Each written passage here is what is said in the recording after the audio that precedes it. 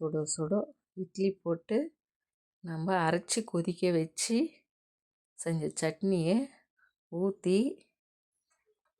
நல்லா தொட்டு சாப்பிட்டோம்னா அவ்வளோ நல்லா இருக்குங்க. தொட்டு சாப்பிட்றத விட அந்த சட்னியில் போட்டு முழுகி சாப்பிட்டோம்னா அப்படி ஒரு டேஸ்ட்டு, அவ்வளோ டேஸ்ட்டாக இருக்குது பாருங்கள்.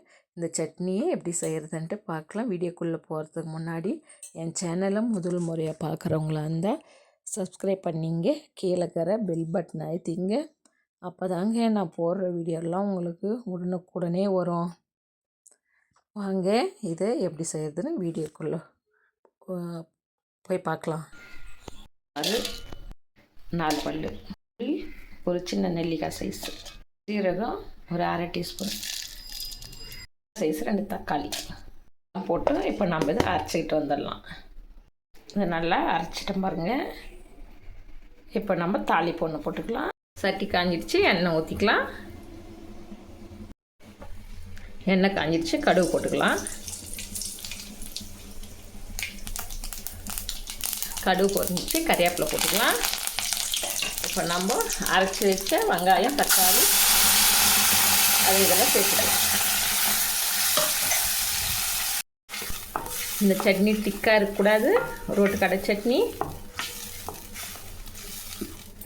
இப்போ தேவைக்கேற்ற தண்ணி சேர்த்துக்கலாம். நம்ம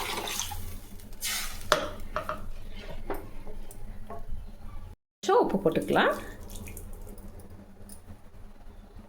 நீங்கள் இட்லி மாவில் இட்லி செஞ்சுருப்பீங்க, தோசை செஞ்சுருப்பீங்க, பணியாரம் செஞ்சுருப்பீங்க, இது போல் சட்னி செஞ்சுருக்க மாட்டீங்க. இப்போது நம் புளிச்ச இட்லி மாவு இதில் சேர்த்துக்கலாம். நல்லா கலக்கி விட்டுங்க. இது ஒரு 10 நிமிஷம் நம்ம கொச்சா போதும். பச்சை வாசனை போகிற வரையும் இது கொதிக்கட்டுங்க. இந்த சட்னி நல்லா பாருங்கள் கொச்சிடுச்சு. ரொம்ப நேரம் கொதிக்கூடாதீங்க. மாவு ஊற்றி ஒரு 5 நிமிஷம். இப்போ கொத்தமல்லி தூவிடலாம். கேஸ் ஆஃப் பண்ணிக்கலாம்.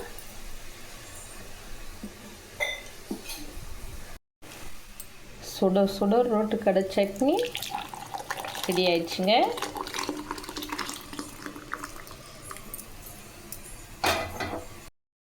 சுட சுட இட்லி போட்டு அந்த அரைச்சி வச்ச சட்னியை கொதிக்க வச்சு எடுத்துட்டோம். நல்லா பொட்டு தொட்டு சாப்பிட்டோம்னா அவ்வளோ டேஸ்ட்டாக இருக்குங்க. இதில் சீரகம்லாம் போட்டுருக்குறோம். குழந்தைங்களுக்கெல்லாம் கொடுக்கலாம், நல்ல ஜீரண சக்தியாகவும். நீங்களும் ஒரு முறை ட்ரை பண்ணுங்க. இதை நம்ம அடுத்த வீடியோவில் சந்திக்கலாங்க.